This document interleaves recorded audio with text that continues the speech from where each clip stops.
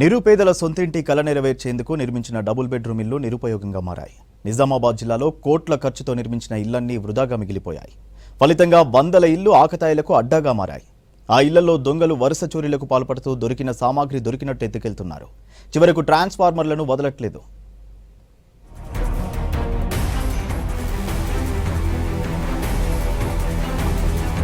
నిజామాబాద్ జిల్లాలో దశాబ్ద కాలంగా డబుల్ బెడ్రూమ్ ఇళ్ల కోసం లబ్ధిదారులకు ఎదురు చూపులే మిగిలాయి. అర్బన్ నియోజకవర్గంలో నిర్మాణం పూర్తయిన డబుల్ బెడ్రూమ్ ఇళ్లు వృధాగా ఉన్నాయి. గత ప్రభుత్వం నిరుపేదల సొంతింటి కల నెరవేర్చాలని డబుల్ బెడ్రూమ్ ఇళ్ల పథకాన్ని ప్రారంభించింది.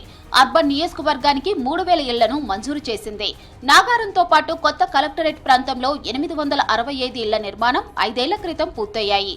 బీఆర్ఎస్ హయాంలో ఇళ్ల కోసం 40,000 మందికి పైగా నిరుపేదలు దరఖాస్తులు చేసుకున్నారు.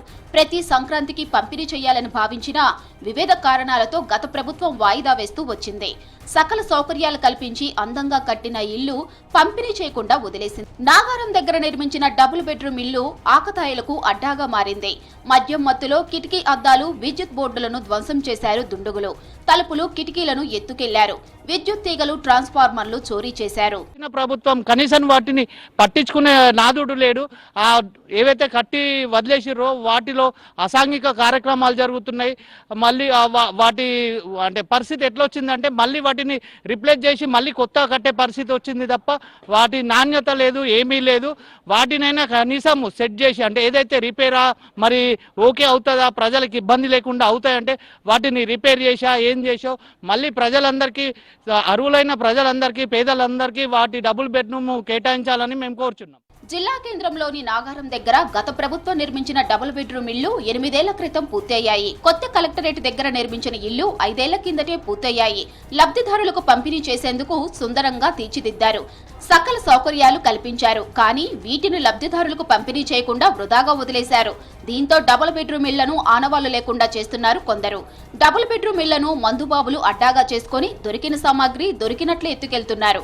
నీటి పైపులు, మురుగు వెళ్లేందుకు ఏర్పాట్లు చేసుకున్న పైపులు, మెట్లపై ఉన్న గ్రిల్స్, మరుగుదొడ్ల పరికరాలు, విద్యుత్ సామాగ్రి ఇలా దేన్ని వదల్లేదు. కోట్ల విలువ చేసే సామాగ్రిని దొంగలు మాయం చేశారు. డబుల్ బెడ్రూమ్లు ఇవ్వకుండా నామమాత్రంగా కొన్ని నిర్మాణం చేసాడు. ఆ నిర్మాణం చేసినవి కూడా పంపిణీ చేయకుండా మరి ఇయ్యలటి వరకు అంతే ఉన్నాయి.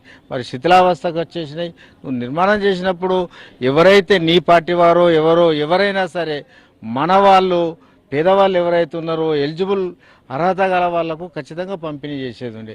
మరి అవి పంపిణీ చేయకుండా ఈరోజు కాంగ్రెస్ గవర్నమెంట్ మరి ఇందిరమ్మ ఇల్లు ఇస్తామని రకరకాలుగా వారి నుంచి దరఖాస్తులు తీసుకోవడం, మీరు నిర్మాణం చేసుకోండి, ఉన్న ఇల్లును కూల్చుకోండి అని చెప్పడము, మరి మీకు స్థలం ఉంటే మేము స్థలంలో కట్టిస్తామని అన్నాడు. మరి ఎంతవరకు సమంజసం? జిల్లా కేంద్రంలో నిర్మాణం పూర్తయిన డబుల్ బెడ్రూమ్ ఇళ్లు ఏళ్లుగా పంపిణీకి నోచుకోవడం లేదు. అధికారులు అటువైపు చూడటం లేదు. అందమైన ఇళ్ల మధ్యలో పిచ్చి మొక్కలు, ముళ్ల పొదలు పెరిగి అధ్వానంగా తయారయ్యాయి. విలువైన సామాగ్రి దొంగల పాలయ్యాయి. ఇప్పుడు వీటన్నింటినీ తిరిగి ఏర్పాటు చేయాలంటే, మరమ్మతులు చేయించాలంటే పెద్ద మొత్తంలో నిధులు అవసరం అవుతాయని అధికారులు అంచనా వేస్తున్నారు. పూర్తయిన ఇళ్లను పంపిణీ చేయాలంటున్నారు దరఖాస్తుదారులు. కాంగ్రెస్ ప్రభుత్వం ఏర్పడ్డాగా ప్రజాపాలనలోనూ వేల సంఖ్యలో దరఖాస్తులు వచ్చాయి. ఆగస్టు 14 లోపు ప్రభుత్వం ఇల్లు పంపిణీ చేయకపోతే తాము లబ్ధిదారులకు పంచుతామంటున్నారు బీజేపీ నేతలు. పేదోడికి ఇవ్వచ్చు కదా, ఎవడో గరీబోడు ఎవరికైనా వస్తుంది. లాటరీలో పెట్టుర్రి, ఓపెన్ అందరి ముందర పెట్టుర్రి, లాటరీ పెట్టుర్రి, వస్తుంది, వాడు ఉంటాడు, పోయి ఉంటాడు. కానీ అటు పేదోడికి ఇల్లు ఇవ్వమంటారు. రెండోది మళ్ళీ మీరికేం చెప్తే కాంగ్రెస్ ప్రభుత్వం వచ్చినాక 2 సార్లు దరఖాస్తులు తీసుకుంది.